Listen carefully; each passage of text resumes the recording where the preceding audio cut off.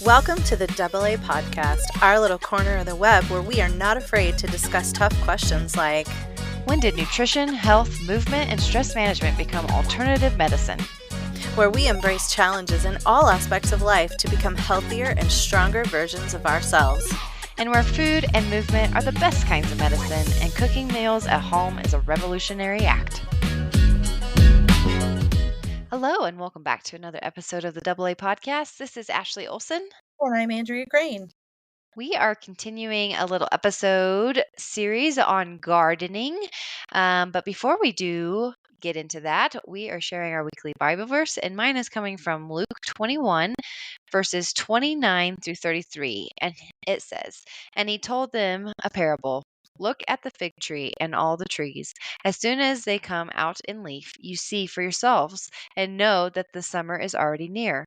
So also, when you see these things taking place, you know that the kingdom of God is near. Truly I say to you, this generation will not pass away until all has taken place. Heaven and earth will pass away, but my words will not pass away." Mm-hmm. And I am growing fig trees, actually. So, Oh, wow. okay. So mine is coming from John 15:5. I am the vine, you are the branches. If you remain in me and I in you, you will bear much fruit. Apart from me, you can do nothing. Good stuff.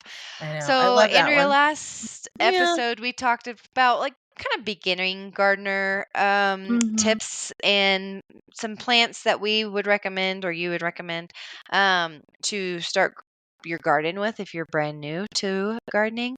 We talked about like I'm starting with a grow bag garden. You had raised beds.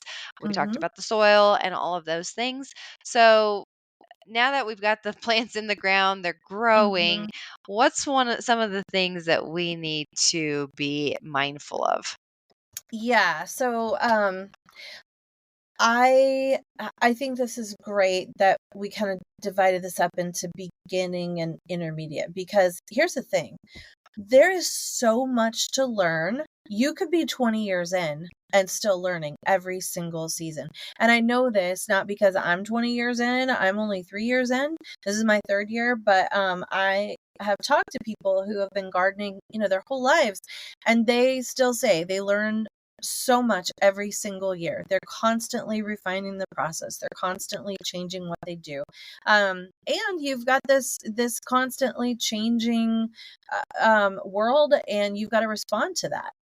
So there's different pests, there's different plants, there's all kinds of differences from year to year. So I think what I would like to say is that if you're going on that beginning garden journey, just get stuff in the ground.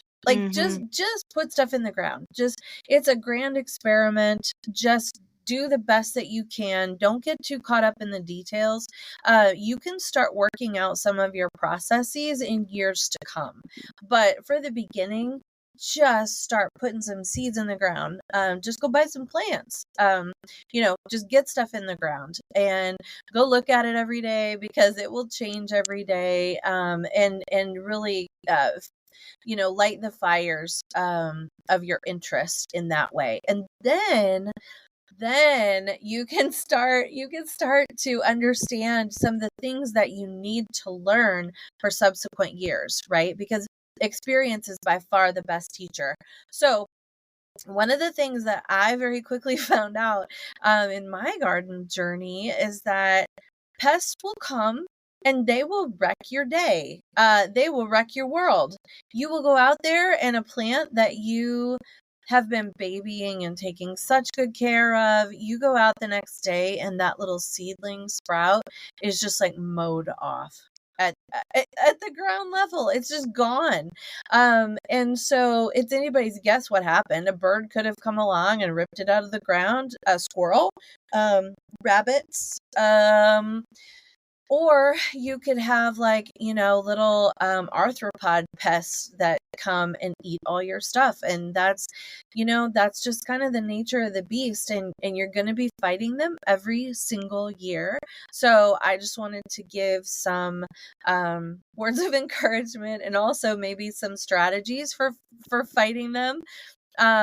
So I'm just going to go through some of the stuff that I've got in my region that I think is common to a lot of other regions as well. So the first thing that I wanted to talk about, because they are so bad this year, apparently it is like oh my gosh, it's a banner year for those stupid earwigs. You know what I'm talking about? I need to look it up. Okay. They are the grossest thing you've ever seen. Oh, yes. Yeah. Yes. Okay. So They're earwigs. almost like they have like little pincher things. Yeah, they have little pinchers and they do bite. And they will continue biting. If they get stuck in your clothes, they will just keep pinching and biting until you kill them. So don't get them stuck in your clothes. I can honestly tell you we have tons of them here and I've never gotten them stuck in my clothes. So That's good. but I've heard stories. And also roly-polies. I'm going to put roly-polies in the same category here because they will both just mow down your stuff. They just overnight. They work overnight, and you go out in the morning and you find your leaves look like lace. I mean, it's just like they've been they've just been mowed down. So earwigs are terrible. You can put soy sauce and vegetable oil in a really shallow container and you can put it out for them and that will attract them and they will drown themselves in the vegetable oil. That is a possibility. I've also heard that you can put wet newspaper or wet cardboard out and they will congregate under that because they are attracted to moisture. So if you have a particularly wet spring, earwigs will be out in force. So wet newspapers, that will attract them, and then you can just kind of ball them up and throw them in the trash. However, if they get so bad that like your plants are in danger of dying, this year has been so hard that I had to resort to an organic pest control measure. It works gangbusters. I love this stuff. I only use it very sparingly, but it has really helped out a lot. It also helps with roly-polies because they also kill stuff. So it's called Spinosad. And it is, let's see, the product that I use, the brand name is called Sluggo Plus. You have to make sure that you get the plus. That's the Spinosad formulation, and it is an organic pest control measure. And I believe it's like a pyrethrin extract, like from chrysanthemums, sort of similar to like a lice control drug. Okay. Oh, So wow. that actually is an extract from chrysanthemum as well, and is either goes by permethrin or pyrethrin. I think this is somewhat similar. We also spray a spinosad on our cherry tree because if we didn't, then every single cherry would have whitefly larvae in it. Ugh. And it's extra protein and it's free, but no thank you. No, thank you. I prefer it not to be in my cherries. So No. we do use spinosad. It is organic. And there's a organic federation that blesses these things. I think it's called OMRI, OMRI. But anyway, it is OMRI certified. So that is, I got the pellets and I just sprinkled the pellets around the base of my plants that were in danger. And they're now able to grow. Oh, awesome. So yeah. Keep that in mind. Then the next one I'll talk about are ants. Ants will come along and eat things. However, more often than that, I'm going to talk about aphids too. Ants will actually farm aphids. So it's crazy. The relationship between ants and aphids is just nuts. But ants will farm aphids. So they like to eat the aphids, and they will farm them kind of like we do with cows and chickens. Like they'll fatten them up and then they'll eat them, or eat the product of the aphid. So aphids will go after new growth, and I have found aphids particularly bad on things like berry bushes. Like if you've got a lot of new growth occurring on berries like currants, or even raspberries, I've seen aphid infestations. But it's all around the new growth, that really tender new growth. And but here's where I really see it, and it's on cruciferous. So things like broccoli, cabbage, kales. Oh gosh. Yeah, in fact, the aphids were so bad. I completely lost all the cabbage that I grew, and I'm not growing it probably ever again because it was so horrifying. Now, aphids will also go after roses, the new growth on roses. So the very best way that I have found to get rid of aphids is to knock them off with water. Oh, yeah. Like you literally take your hose, you put it on the strongest setting that the plant will tolerate, and you just knock them off with water. Now that sounds crazy because if you've got tender plants that are being eaten, then that's sometimes not an option because they won't tolerate like a strong stream of water. But if you can, then go ahead and knock them off. Okay. Now for the ants that are farming the aphids, you can use, I believe you can use like a boric acid powder that you sprinkle down at the base of the plant. You can also use something called diatomaceous earth. You're supposed to be able to use DE for earwigs and roly-polies too. Roly-polies are also called pill bugs, but I don't know why you wouldn't call them roly-polies because that's what I grew up with. That's what I grew up with. Yeah. So anyway, DE is supposed to be effective on earwigs and roly-polies, but this year, no, it did not work. It did not work. They were like playing in it like they were, in the snow. So it's terrible. It was just terrible. But it's supposed to cut up their exoskeleton. Now, some of these things are not great because they also impact pollinators. So I really try to any outside agent that I'm going to use, I try to use it at a time of day where the pollinators are not out in force. And so generally this is like late into the evening. As the sun is going down, when the bees have all gone to bed, then I will go out and employ my pest control measures. Okay. Oh my gosh, you guys. Okay, while we're on crucifers, let's talk about cabbage whites. These are these white little mothy things, and they will lay eggs. They're awful. They're just awful. You can put nets. Really, the best way to deal with them is to put a net over your new plants so that the butterflies or the moths can't land on your plants and lay eggs on the underside of them. They're terrible. You really need to deal with them.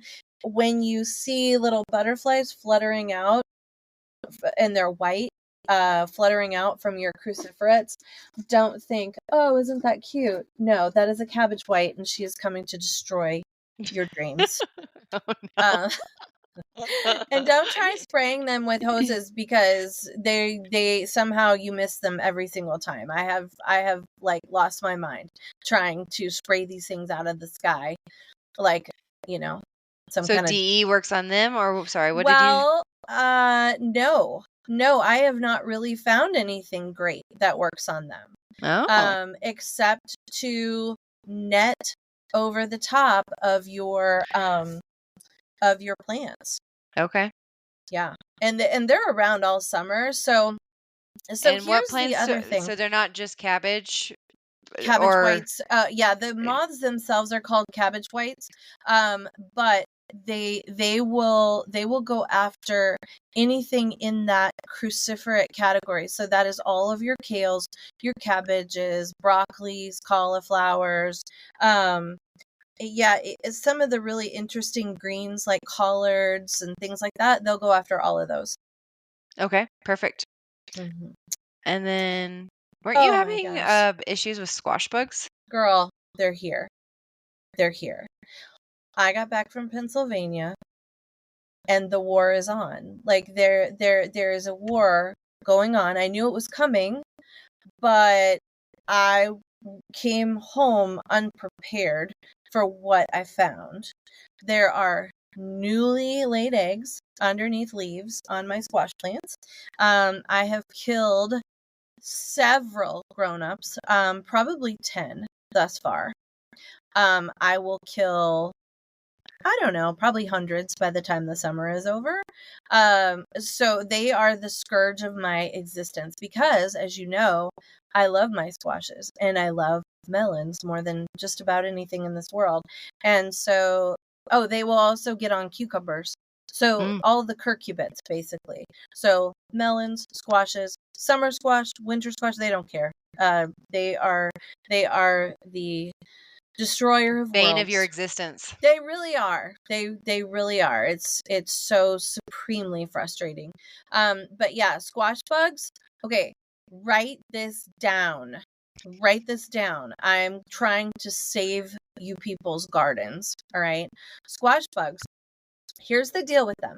They hang out in the leaf litter and they will hang out there the whole winter long. And then they will crawl out in the early summer and get a hold of your squashes, because typically we will plant things in the same place every time, right? And so they're already in that area. So if you have the ability to move your crops around, like do some true rotation, do Mhm. that. Okay.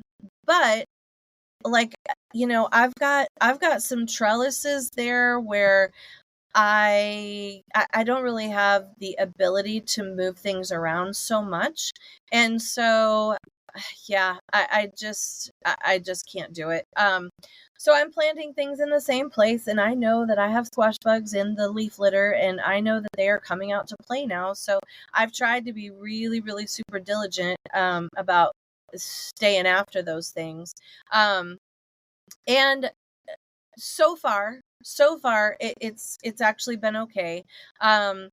But what I want you to remember is that you need to get the eggs and the grown-ups. So it's not just the grown-ups that you see crawling around on the leaves. It's the eggs that you must get, because they'll lay 10 or 12 eggs in a grouping on the underside of a leaf and they're almost like a little copper colored. You cannot miss them.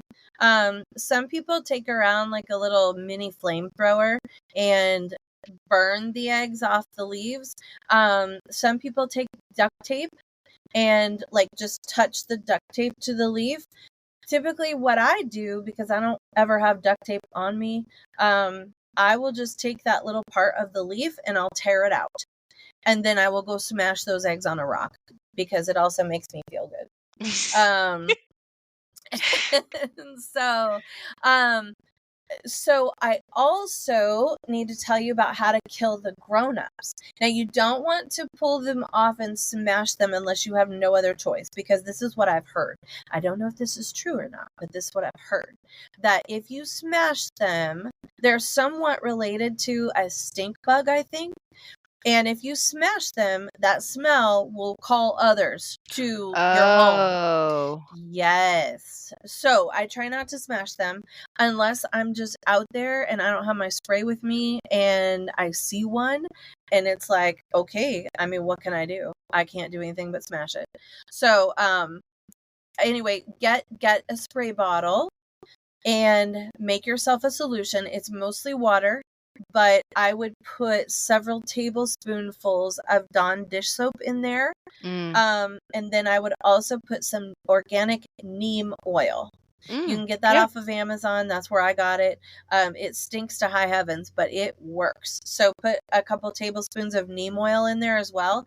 Don't shake it up. Just like swirl it gently. Otherwise, you'll drown yourself in bubbles. But you just swirl it gently and then you go to town. And you got to spray them a few times, but they will die. They Okay. will eventually die. So there, do you remember Space Invaders?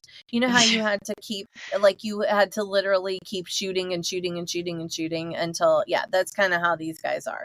So Okay. you just spray them a bunch of times and they will gradually stop moving. That's awesome. Oh, I hate them. Oh, and Uh, here's a trick. Here's a trick. So if they feel water, they will instinctually go to the top of the plant. So if you're trying to find out where they are, before your squash plants become a complete and utter jungle, you can spray some water along the base of the plant, and they will come out of hiding and they will start to climb to the top, and you can get them. oh, I have learned all these nice. things by trial and error.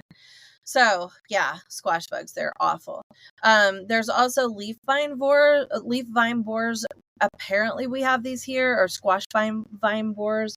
Apparently we have these here, but I have not, oh, knock on everything. I have not seen them in my garden, but they will deposit like a worm into the uh stem of your squash, and it will just like kill everything beyond that.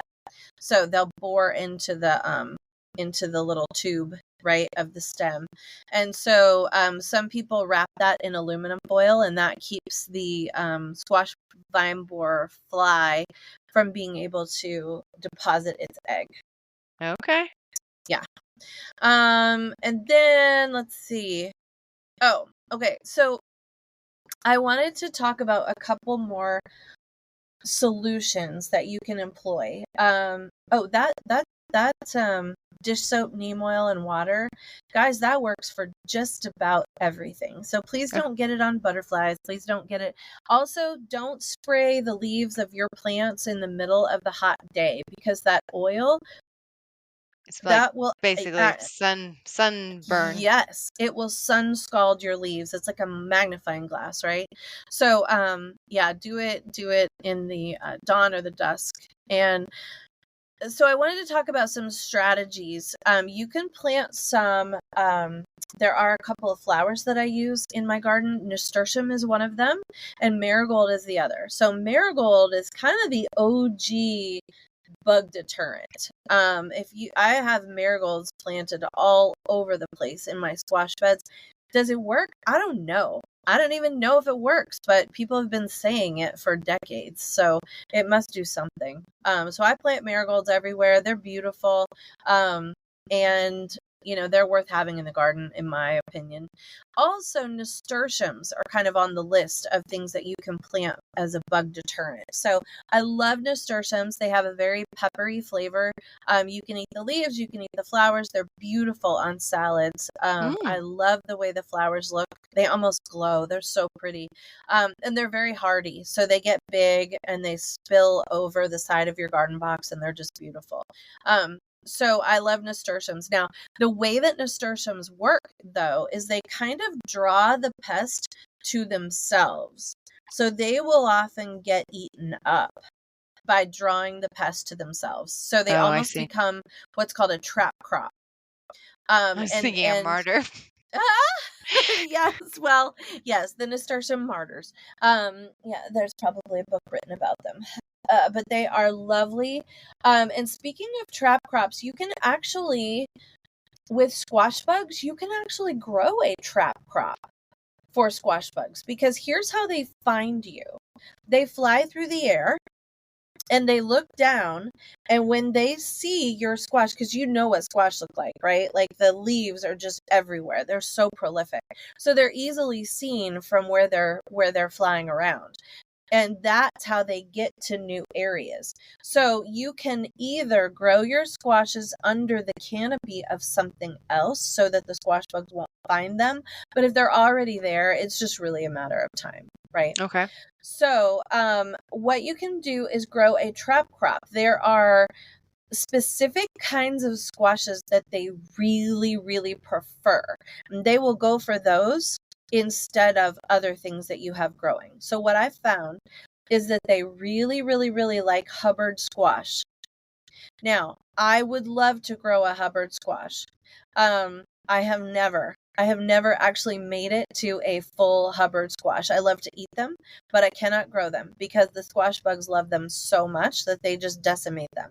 So what you can do is, if you've got the space, you can, away from your regular squash garden, you can grow an area of basically sacrificial squash plants that the squash bugs really enjoy, and that will sometimes pull them off of your other ones. Okay.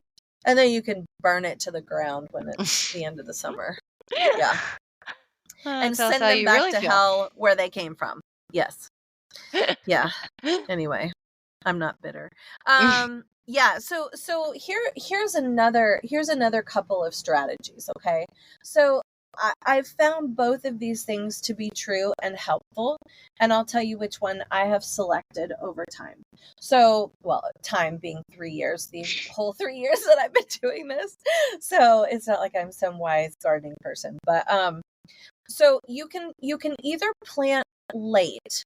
So these squashes, in terms of like when to avoid pests, I'll just use squash as an example and melons as an example, but this will really work for any crop with its pest. So most pests have a very defined life cycle. And so if you plant something outside of that thing's life cycle, then often it won't get to your plant, because it's looking for food in a very and to complete its life cycle, it's looking in a very specific time frame.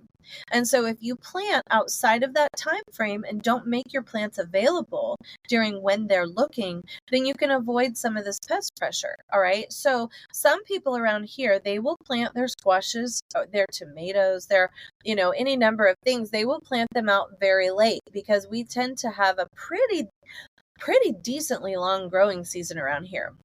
Now you're kind of rolling the dice, because if your squash takes like 85 days to mature, then you gotta, you're kind of bumping up against Mother Nature at the end of the season.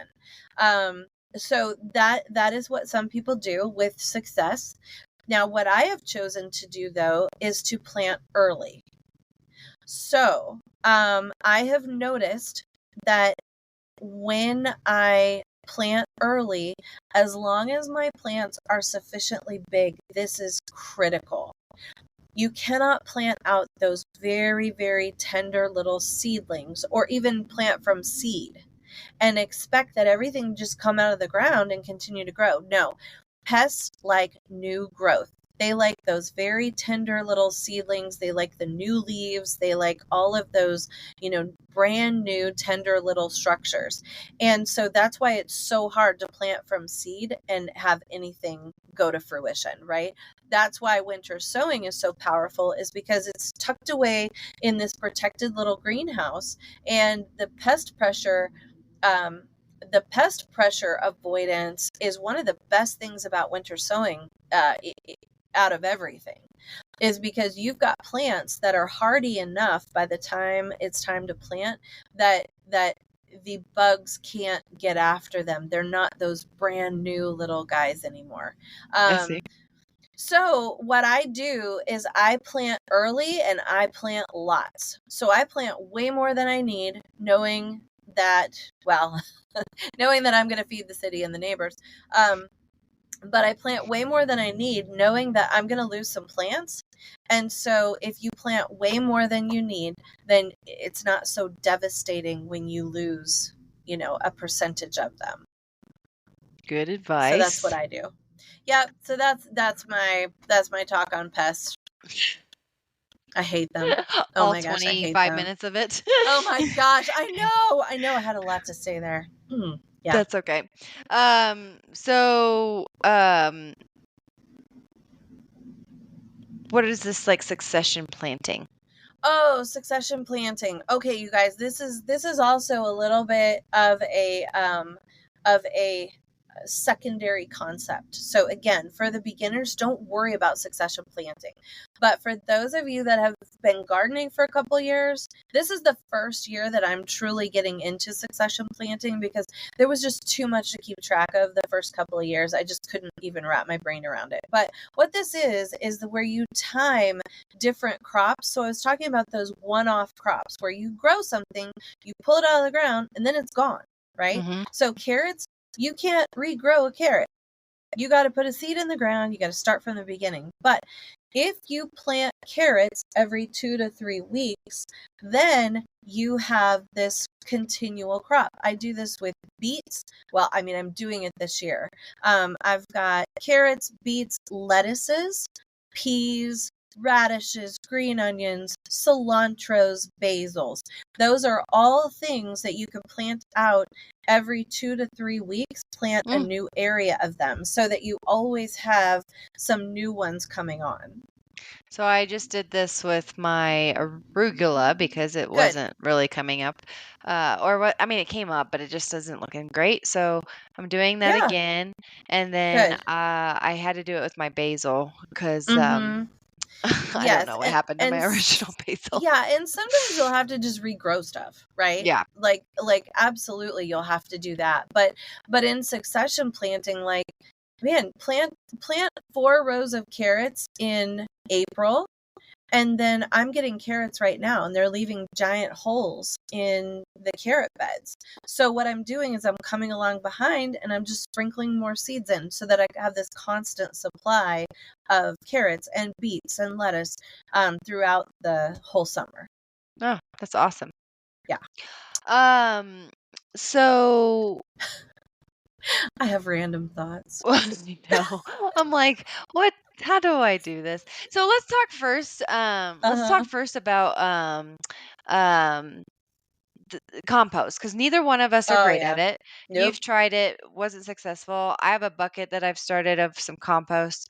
But Oh, good on honestly, you. up here in the mountains, it's actually kind of dangerous because it attracts the bears. Oh. So Huh. I'm Yeah. having to rethink that strategy and if I'm going to Yeah. even try it. So I might I be honestly don't think I'm doing it.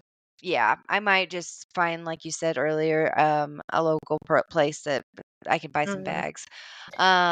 So Yeah, we don't really people's have much to say about that no, other we than that you don't. do need it. Yeah.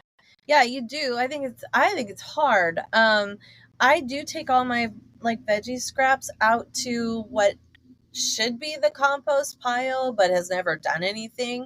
And then what I will do is when I get new garden beds, I will take some of that dried up stuff and I will put it at the bottom, and then I'll cover it with new soil, There you right? go. So that it'll sleep through the winter and it'll break down. I just don't have that beautiful black compost, right? Yeah. Because I've even taken a seminar on this. Like, I'm not a stupid woman, but I cannot figure compost out. Like, I can't do it. Um, Yeah. so yeah, I it's one of those things that I have decided that that's just not something I'm going to be able to do. I'm going to spend my time elsewhere. Yeah. Let's talk about fertilizer. Yeah. What do you like? When do you use? How often? Oh yeah. So this is going to vary by plant. Um, but you've got some choices. So there are kind of 3 ways to fertilize something. You can use what's called a foliar spray, and I'm doing a combination of this and one other thing this year just to see how it works. So far so good. Everything is growing gangbusters. So a foliar spray is where you apply fertilizer in a liquid form on the actual leaves of the plant. So you just go around with like, I mix it up in a watering can, and I just like, it's a very manual process. I mix it up 2 gallons at a time, and then I just pour it over the top of all the leaves of all of my plants. And I'll probably do that once every 3 to 4 weeks. Okay. And you do Then that throughout the growing yes, season. I will do that throughout the gardening season. And you can use, like, for the fertilizer, you can use my gosh, you could use something like Miracle Grow if you wanted to. I don't really recommend that, but if you dilute it enough, because you don't want to burn the leaves, but if you dilute it enough, you could. I'll use like a fish emulsion that I really dilute heavily, and then pour that over all the leaves. Then you can also, so the second fertilizer is, as I mentioned, you can use something like a Miracle Grow. And again, that is kind of, making it in a watering container, and then instead of making it a foliar spray where you spray it over the leaves, you add it to the base just like you're watering the plant. So you can water it in. Now the third option is you can use an organic fertilizer. I guess there's 4 options. Sorry, guys. So there's 4 options. So the third option is you can use an organic fertilizer. This has much lower concentrations of nitrogen, phosphate, and what is the last one?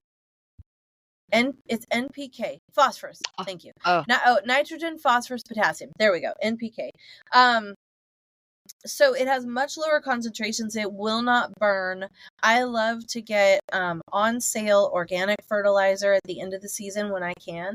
I don't even care what the numbers are. Like, as long as it's organic, I know it's not going to burn anything. And some of them will say like, oh, this is specific for tomatoes, or this is specifically for beets, or whatever.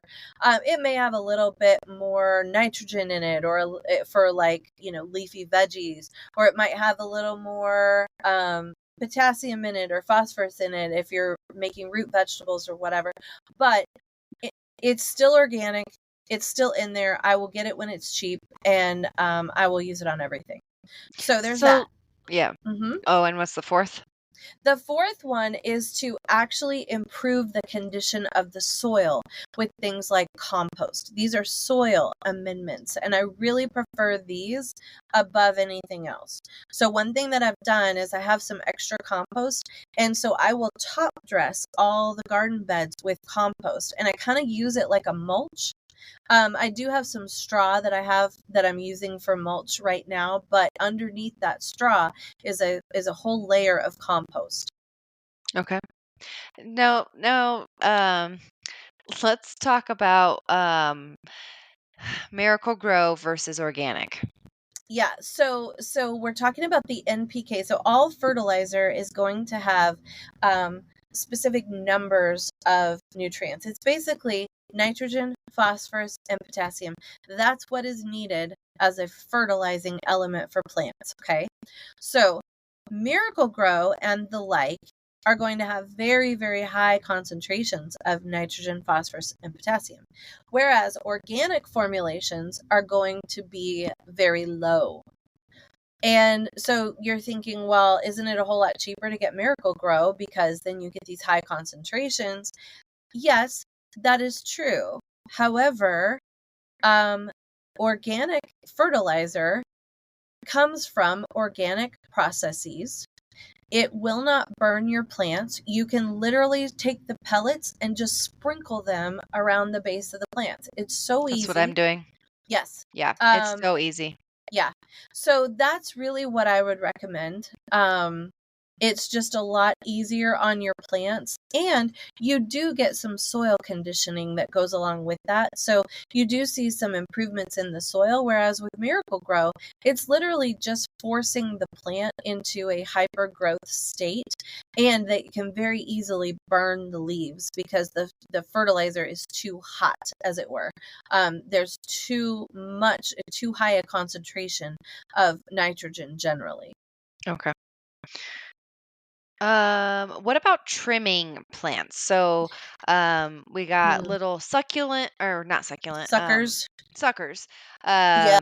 that grow. So what this is, well, and you can tell me if I'm wrong, Andrea, but basically, like, say you have a tomato plant and you have these major vines that are growing.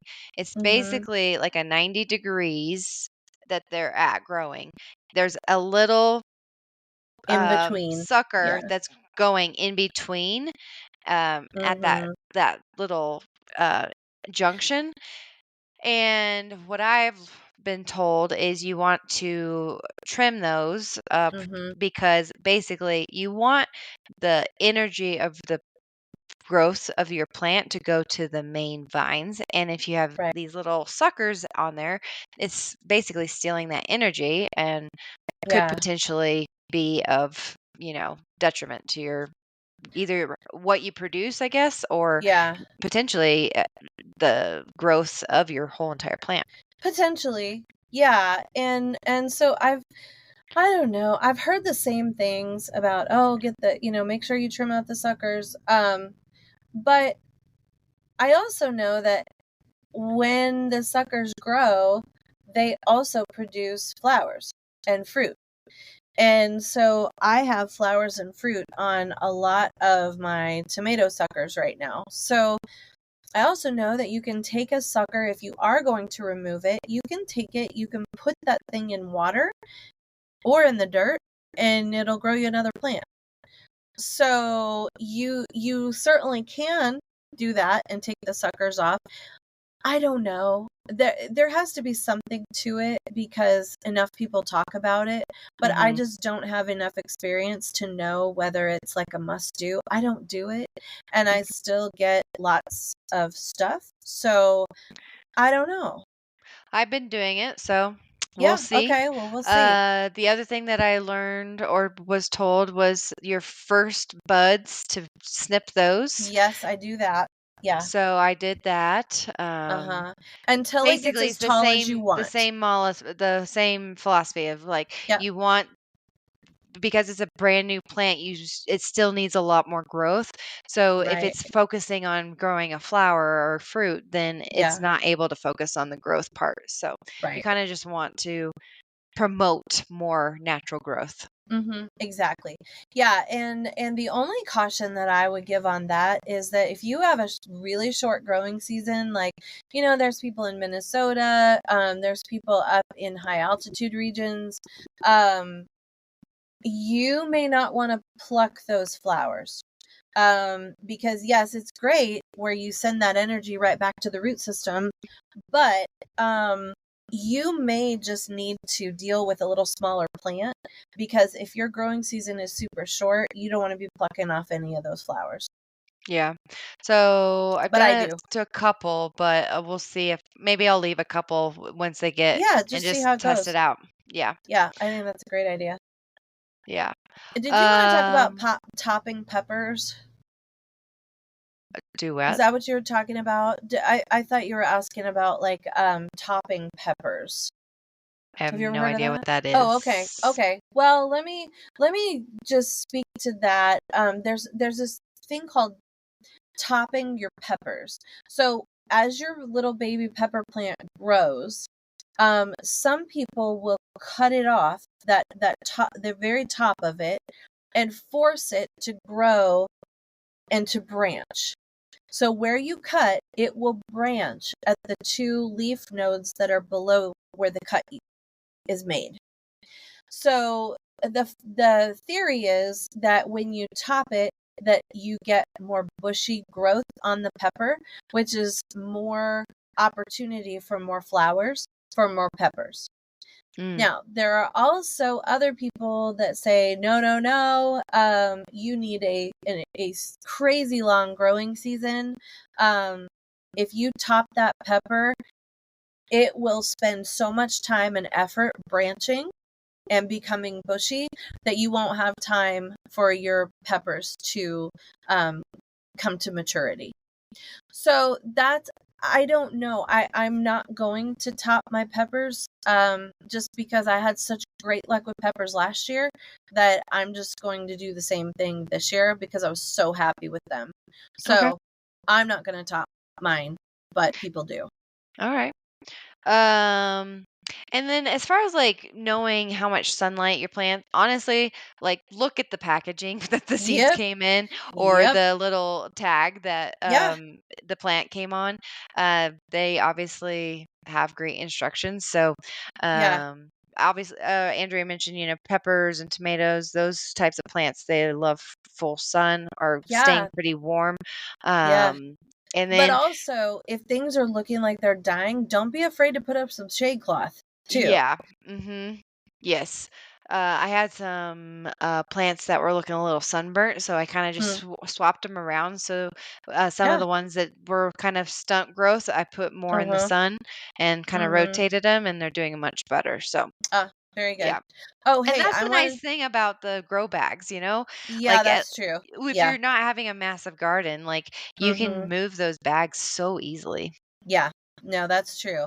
So I wanted to talk about seed saving also Oh, because yes, that's please something do. I'm really getting into is seed saving. And there are certain plants I wouldn't say that I am into it in any meaningful way yet because my garden is just so chaotic that things are going to cross pollinate necessarily. But if you are planning on saving seeds from peppers, tomatoes, melons, cucumbers, squash, so that you don't have to buy those seeds anymore, just know that if you can save seeds from anything that you grow, do it. Because each successive generation will grow better in your environment. So how So, do you do it? so the way that I do it, it's different for every plant, but uh, there are some commonalities. So, first of all, you want something that's very mature and generally even a little past its prime. So, for instance, for cucumbers, let's say, or melons, if you want to save seeds from a melon, you actually want to get that melon and leave it on the vine, leave it out there past when you would eat it. And I know that's really hard. Um, but those seeds need a chance to kind of cure out there. And then you can scrape the goo off, you can dry them, like wash them, dry them, and then let them completely dry. You don't even want a hint of moisture. And then just package them up and grow them the next year. It's not a hard thing. Their tomatoes are a little bit harder. You have to ferment the seeds. And then pour off the ferment day after day. Google it. It's not as easy as peppers or as melons and cucumbers, or peppers for that matter. Peppers are pretty easy. But what I wanted to say about seed saving is separate your plants. So if you've got two peppers growing next to each other, or two different kinds of tomatoes growing next to each other, they will cross pollinate. Now, it will not affect this generation of peppers or tomatoes, but the seeds that you save will not be true to type. Okay? So if you got a jalapeno and an Aleppo, these are two hot peppers growing next to each other, and then you think that you're going to save the seeds from a jalapeno that you get off of there, what you grow will most likely not be a jalapeno. It will be some weird combination of Aleppo and jalapeno because they're right next to each other. So one thing that you can do to ensure, if you want to save seeds, and this is what I did last year with mild success. I need to be more diligent this year, but I got these little like kind of muslin bags, and I would put them around a little branch of my pepper plant, or I would put them around a female flower of my cukes or squash or melons. All right. Put that bag around so bees can't get in there. You're going to have to pollinate it by hand. Once you've pollinated it, you know that that is a pure pollinated fruit. Keep that bag around it until the fruit forms. Once the fruit forms, then you know that I know exactly genetically what's going on inside those seeds.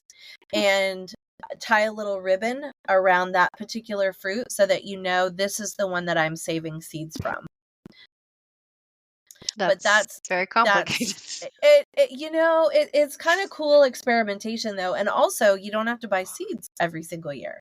Yeah. I Yeah. also wanted to say, don't grow melons and cucumbers next to each other. Do not, do not, do not, because the cucumber will pollinate the melon, but you will get a watery, not sweet melon because of those cucumber pollen granules that pollinated it.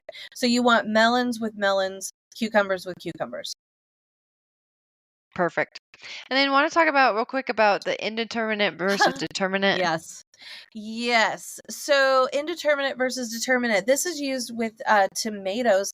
It might be, gosh, that term actually might be used for some berries too, but it's primarily used for tomatoes. So if you get indeterminate tomato plants, most of the varieties that people grow are indeterminate. What that means is that you'll get slow ripening over time, and not everything will ripen at the same time.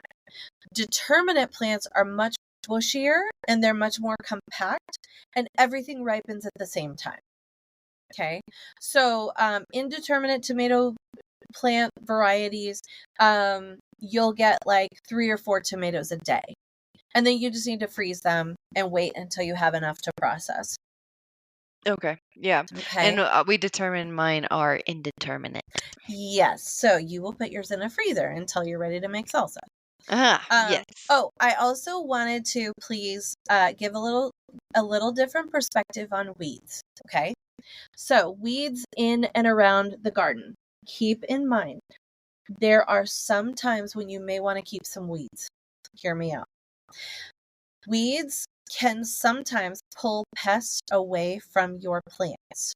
Okay. So if your plants are the only food in town, then they're going to get eaten. They're going to get nibbled on. But if there are some tasty weeds around that, things also munch on, then you might want to leave some weeds. Also, there are lots of weeds. Weeds are indigenous to that area, right? They're going to be plants that have been in your area for a very long time. They know how to grow. They know how to survive. Plants live and die by pollination, and usually. So a lot of these weeds will make very pretty flowers. In particular, I'm thinking of milkweed. I Yeah. let milkweed grow all over my property because it brings pollinators. So, it also smells amazing. I love milkweed. But the bees love it, and you need bees. So if you want food to grow, you need bees to pollinate it. Okay. Okay. Awesome. So anyway, just another perspective on weeds. Yeah, that's great. So maybe grow some weeds. Well, I eat all kinds of weeds. There's like lamb's quarters, and there's some succulents that I eat that are weeds. But yeah, that's another podcast on foraging. So, um, the final thing, I want to leave you guys with something really strange, weird, and amazing. So, if you want to look up something strange in the garden, I'm all about the high strangeness. Look up electroculture. I am doing this. I did it last year, and I'm doing it this year as well.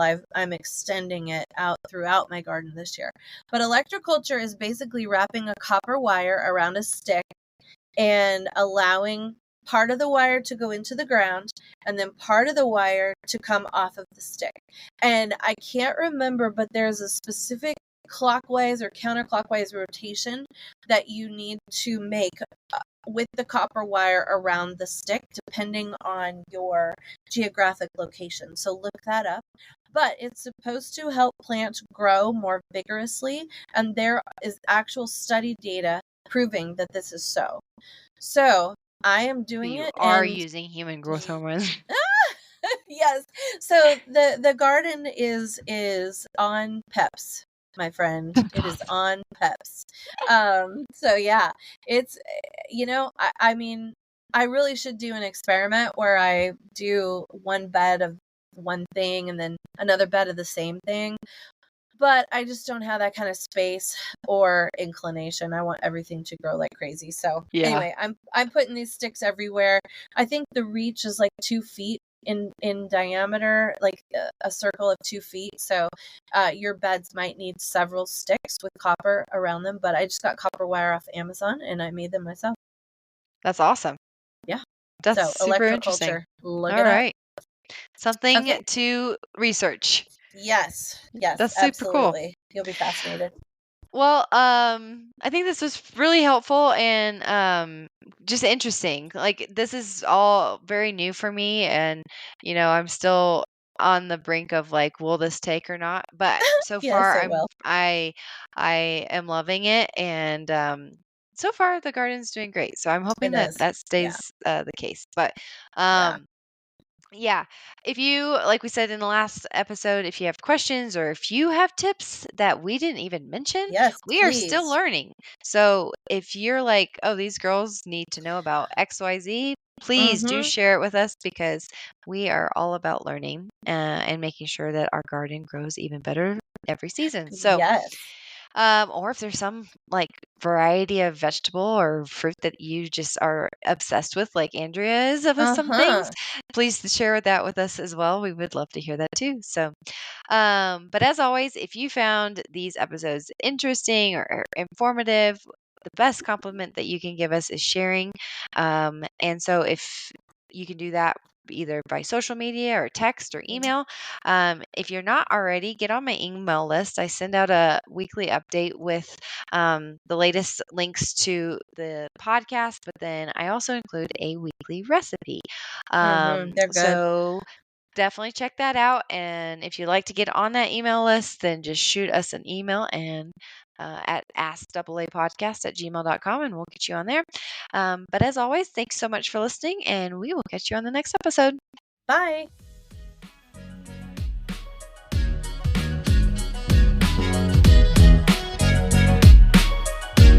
The content provided in the AA podcast is intended for informational and educational purposes only. The podcast is not a substitute for professional medical advice, diagnosis, or treatment. Always seek the advice of your physician or other qualified health provider with any questions you may have regarding a medical condition.